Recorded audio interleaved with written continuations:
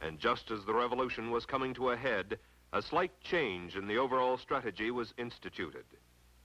In 1958, France's President Charles de Gaulle came to Algeria, declaring with outstretched arms, "I have understood you. I declare that from this day forward, France considers that in the whole of Algeria there is only one category of inhabitants, that there are only Frenchmen in the full sense." De Gaulle called for the people to vote on the question of independence for Algeria, and the majority voted to remain French citizens, an integral part of France. De Gaulle said, 3.5 million men and women have cast their votes of confidence. This is a fact that commits France and Algeria to each other for all time. 2 years later, in 1960, the same French president, Charles de Gaulle, was heard to ridicule the Frenchization of the Algerians and to talk of an Algerian Algeria. It didn't take the leaders of the Army of Liberation long to change the talk of an Algerian Algeria into slogans demanding a Muslim Algeria.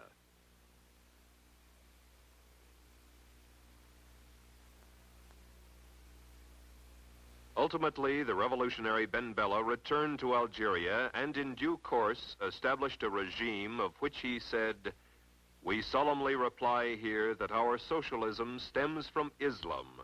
We repeat before world opinion that we are not communists."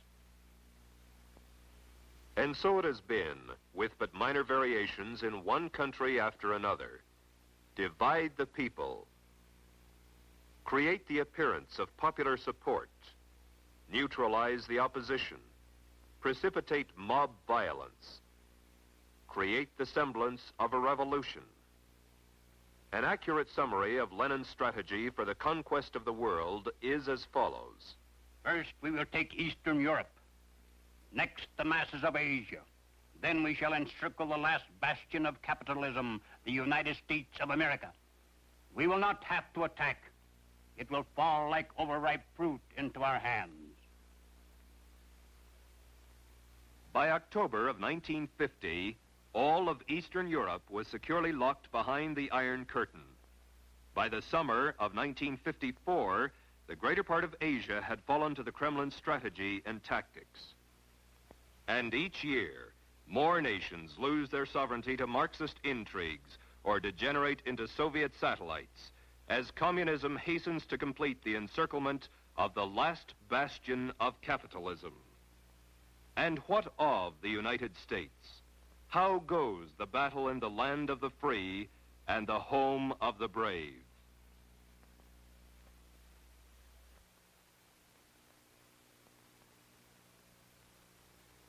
The communist plan for the conquest of the United States was explained to the American comrades by Moscow's agent Joseph Pogany. Pogany was sent to this country by Stalin for the specific purpose of laying the groundwork for the agitation that would eventually develop into a Negro revolutionary movement. American Negro Problems was published in 1928 by Joseph Pogany using the alias John Pepper and carried the official communist line for America. The Workers' Communist Party of America, in its fight against imperialism, must recognize clearly the tremendous revolutionary possibilities of the liberation movement of the Negro people. The Black Belt of the South, with its starving and pauperized Negro farmers and Negro agricultural working masses, with its Jim Crowism, its semi-feudal status, and its political system still bearing the earmarks of the period of slavery, constitutes virtually a colony within the body of the United States of America. The Workers' Communist Party of America puts forward correctly as its central slogan, abolition of the whole system of race discrimination, full racial, social, and political equality for the Negro people. But it is necessary to supplement the struggle for the full racial, social, and political equality of the Negroes with a struggle for their right of national self-determination. Self-determination means the right to establish their own state, to erect their own government if they choose to do so. The Negro communists should emphasize in their propaganda the establishment of a Negro Soviet Republic, In 1934, the communist writers James W. Ford and James S. Allen further defined the Soviet Negro Republic. The actual extent of this new republic would in all probability be approximately the present area in which the Negroes constitute the majority of the population. In other words, it would be approximately the present plantation area. It would be certain to include such cities as Richmond and Norfolk, Virginia, Columbia and Charleston, South Carolina, Atlanta, Augusta, Savannah, and Macon, Georgia, Montgomery, Alabama, New Orleans and Shreveport, Louisiana, Little Rock, Arkansas, and Memphis, Tennessee. These cities, and the cities which lie within their spheres of influence, became known in communist writings as the Black Belt of the South, and were to constitute the nucleus of a future Soviet republic.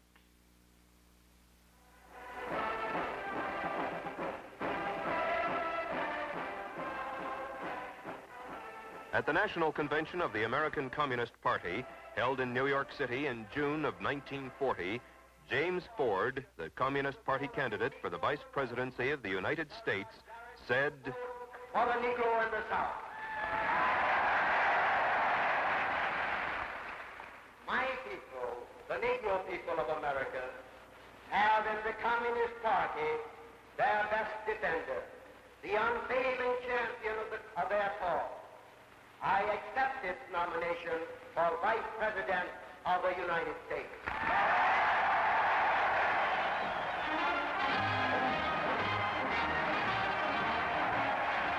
By this time, the communist champions of the Negro race had hidden the revolutionary ideas and slogans for a Soviet Negro Republic behind the humanitarian banners of jobs, security, civil rights, and peace.